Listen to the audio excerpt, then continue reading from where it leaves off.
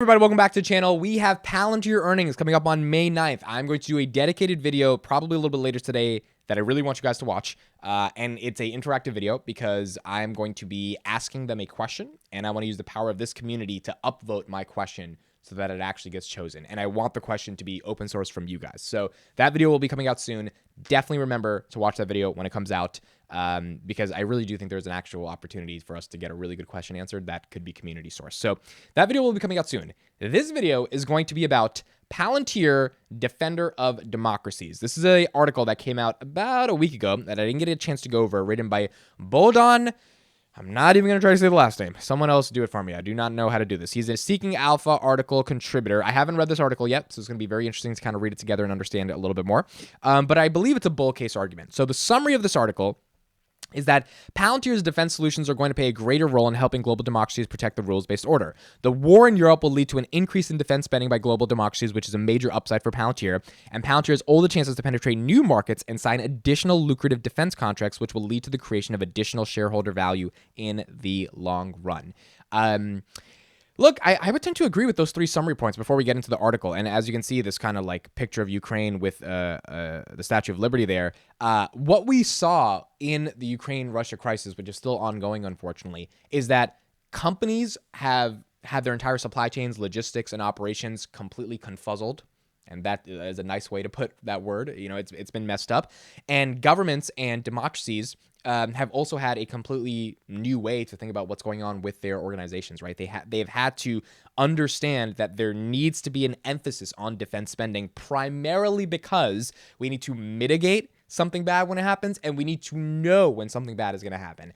And a lot of those European countries did not adopt any types of data analytics platforms or, AI machine learning platforms that could actually help them discover when bad things are happening.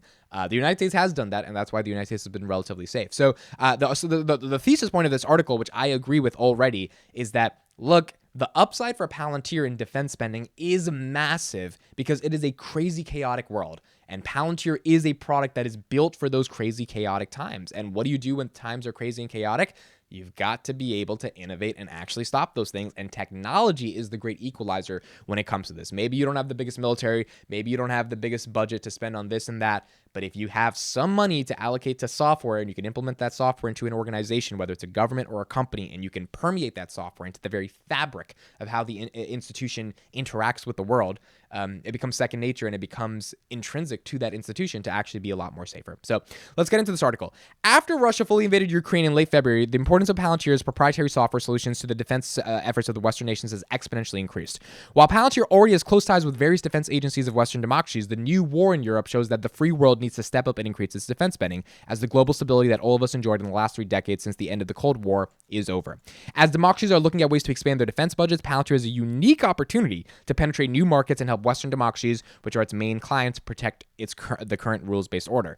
Remember that Palantir has limited its TAM to exclude Russia and China. So a lot of those companies and those countries are not going to be the beneficiaries of their software, which means they kind of have to win the European market, right? That's why they're so big on opening in Germany. And Alex Karp, who's the CEO, is able to speak in German when he goes to visit Germany and at conferences, because he wants to develop really good rapport with them, because they're like, if they don't win those contracts, I mean, it's going to be very hard to win other contracts because they just don't have the ability to expand to other parts of the world due to their political reasons and their mission.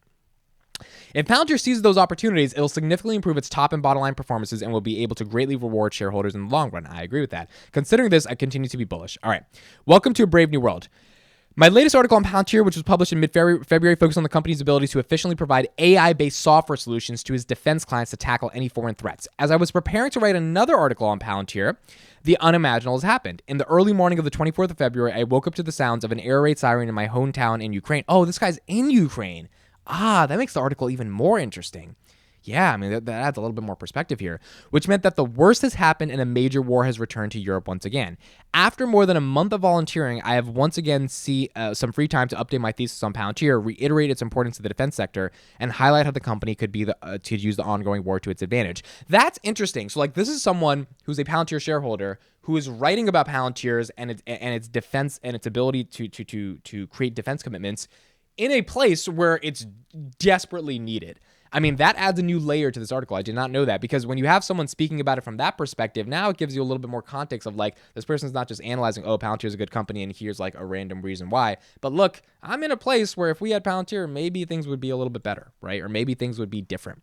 The letter that Palantir CEO Alex Karp published a month ago mirrors my beliefs that the world has changed, whether we like it or not. And the sooner we realize this, the better. As Karp perfectly pointed out, the fantasy of an instinctively peaceful world may be comforting, but it is again coming to an end. And this was Karp's shareholder letter that I thought was really, really amazing. It was not trying to be warmongering. It was not trying to fearmonger. He was trying to like just say the obvious truth, which is like, look, things can get bad. And it's really silly for us to assume that they can't get bad, that dictators can't become evil, right? Like this nature that the world is peaceful and democracy has won and the Western Hemisphere and our values have won is fundamentally incorrect. It is not true. And you are a fool for thinking that it's true, which means if it's not true, there should be technologies and companies that actually partner with organizations to help them in these scenarios. And I think that's where the mission of Palantir comes in. This whole idea of protecting Western freedoms. When people say, you know, what's the mission of Palantir? It's not to make B2B enterprises more efficient and productive with AI machine learning software. I mean, you could say that's the mission. That's a pretty boring mission. Not going to get people to care. That could be, you know, a multi-hundred-billion-dollar business. Still not going to get people to care. What's going to get people to care is aligning yourself with the values, the philosophical paradigmatic values that are rooted in freedom of speech and values and democracy and like, you know, empathy for other individuals and not dictatorial regimes, and then executing against that thesis by helping the countries and the organizations and the companies that need those values the most. And it seems like that's what Palantir is going to be able to do. The good news is that European democracies have finally begun to wake up and realize that in order to defend their way of life and tackle any threats from authoritarian regimes, they can't afford to remain complacent much longer. Germany has already completely changed its foreign policy and started to send weapons to Ukraine, where the war is still ongoing, while the European Union, for the first time in its history, adopted a strategic compass, which is a document that outlines the threats and challenges that the Union is facing and ways to combat them. Okay? Considering this, investors will be able to benefit from the strategic policy shift to democracies by owning stocks in companies from the military-industrial complex, which already showed great returns in the last month. Also, as the war in Ukraine is showing, in addition to ammunition and military hardware, software matters as well, and will matter even more as we enter this Brave New World. Brave New World is a book by Aldous Huxley. By the way, Google Brave New World. Yeah, I read this in 7th grade. I don't know if you guys have read it. It's a very iconic book, Aldous Huxley. It talks about dystopian social science fiction. It was published in 1932. I think that's why so, you know, the dystopian nature of the Brave New World is what he's referring to there. This is why reading is important, right? Like, you can make connections that even though I don't read that much, I listen to more podcast stuff. But anyway, as a result, Palantir now has unique opportunities to penetrate new markets and expand its customer list by providing its custom software solutions to democracies around the globe. Okay, so there's a lot of other stuff in this article. I'm not going to go through this. Obviously, there's a ton of stuff to sort of talk about in terms of the context of spending. He gets into some numbers. He talks about the Ukrainian crisis in particular and what Palantir is being able to do. So I'll put the article in the description. You guys can check it out. But again, the core thesis is intact, which is that democracies, companies, and organizations are recognizing that things are going to be bad.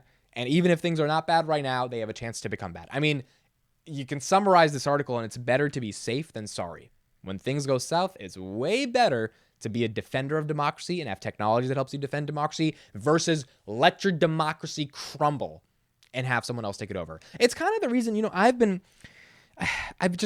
somewhere sympathetic to the concept of democracy. I mean, I think it was when I was in high school and I was young and I was more naive. I was just like, you know, America's not a democracy. It's not real. It's not true. And like, you could say all those things today and those arguments have some validity to them.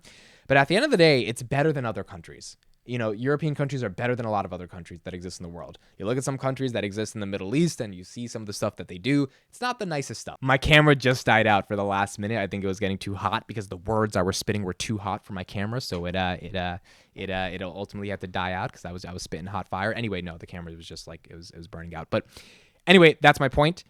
So at that point, I believe that Palantir is going to be a phenomenal company. I believe they're actually going to be able to protect democracy. If you look at some of the stuff that's going on in other parts of the world, they're not protecting democracy, and those companies and those governments don't really care about it. And you do want a company that is philosophically aligned to protect democracy, and that company to me is Palantir. So that is the upside I see for Palantir. Palantir, defender of democracies. Let's see where it goes. Q1 earnings is coming up May 9th. Make sure to check out that video. That's going to be asking for you to vote on some of the questions that I'm picking or that I'm thinking of asking, and hopefully we can get our questions chosen. So let me know your thoughts on this article. Looking forward to reading comments, and I'll see you guys on the next one.